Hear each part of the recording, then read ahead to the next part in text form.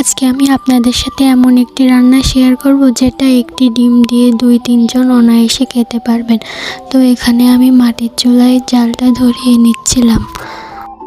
তো আমার জাল ধরানো হয়ে গেছে, এখন আমি ডিমটা ভাজি করে নেব। একটি ডিম দিয়ে 3টা ডিম বানিয়ে নিয়েছি। এখানে সব রকমের মশলা দিয়ে নাড়াচাড়া করে আলু দিয়ে দিলাম। আলুটা একটু কষিয়ে নিচ্ছিলাম। তো একটু ভালো করে কষানোর জন্য পানি দিয়ে দিলাম। পানি দিয়ে একটু নাড়াচাড়া করে দিলাম। তারপরে পানিটা দেখুন শুকিয়ে গিয়েছে। এবার আর একটু ভালো করে কষিয়ে নেব। নিয়ে ঝোলের জন্য পানি দিয়ে দিলাম। তো এখানে আমি ডিমটাও দিয়ে দিলাম। এই যে রান্না হয়ে গেছে। চ্যানেলটা সাবস্ক্রাইব করবেন।